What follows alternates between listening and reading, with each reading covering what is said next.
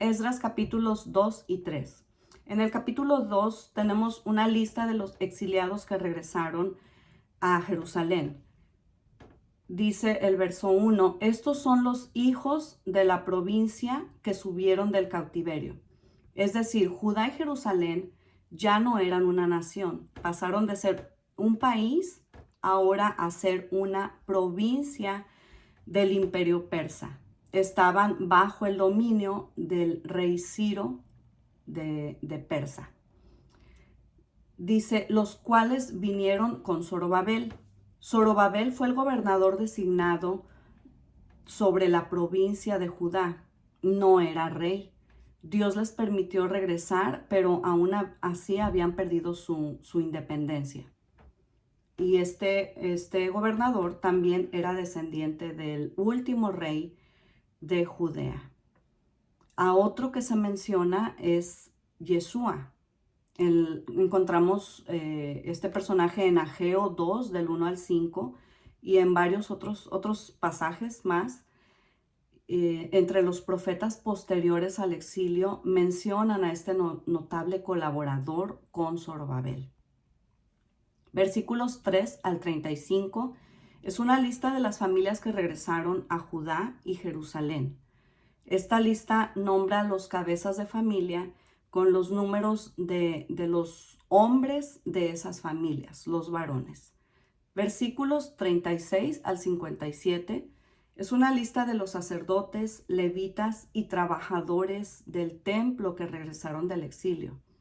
Estas familias representan solo 4 de las 24 divisiones del sacerdocio establecidas por el rey David. La mayoría de los sacerdotes se quedaron en Babilonia. Versículo 58 menciona 2 grupos especiales que regresaron del exilio.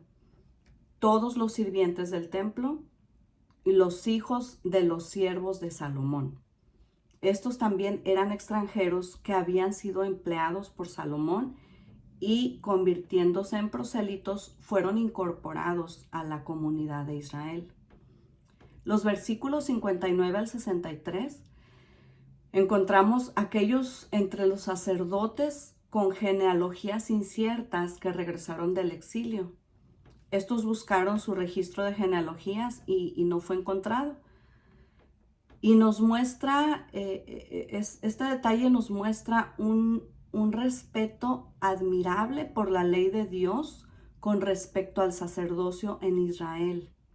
Estos fueron aquellos que tenían algún derecho a algún linaje sacerdotal, pero no pudieron probar su genealogía. Por lo tanto, fueron excluidos del sacerdocio. Versículos 64 al 67 es el resumen de los exiliados que regresaron. 68 al 69, las ofrendas hechas para la reconstrucción del templo. Y el verso 70 nos dice, y habitaron en sus ciudades los sacerdotes, los levitas. Esto nos muestra que Jerusalén fue poblada una vez más, aun que fue un comienzo humilde, pero empezó su restauración. En el capítulo 3 vemos los cimientos para el nuevo templo. La primera parte de este capítulo nos habla de la restauración del culto regular en Jerusalén. Versículos 2 al 3, el altar es reconstruido sobre sus antiguos cimientos. Yeshua y Zorobabel fueron los 2 líderes principales en este proyecto de reconstrucción. Comenzaron su trabajo con la reconstrucción del altar que estaba fuera del templo de Jerusalén. Edificaron el altar del Dios de Israel, dice la palabra. Mucho antes de que pudieran reconstruir el templo, sabiamente comenzaron con la reconstrucción del altar para holocaustos y otros sacrificios. Primero edificaron el altar porque era un acto de obediencia hacerlo, era muy importante. Necesitaban reanudar los holocaustos al Señor para la expiación de pecados en la mañana y por la tarde. Esto estaba escrito en la ley de Moisés, varón de Dios. Versículos 4 al 6, celebraron la fiesta de los tabernáculos y se reanuda el sacrificio regular. La segunda parte de este capítulo comienza el trabajo en el templo. Versículos 8 al 11, gran gozo y adoración al comenzar el trabajo. En el año segundo de su venida a la casa de Dios en Jerusalén. El trabajo pareció comenzar tan pronto como fue posible. Pusieron a los levitas de 20 años en adelante para que activasen la obra. Y aquí hay una escena muy hermosa en la que hay un contraste de reacciones y de emociones.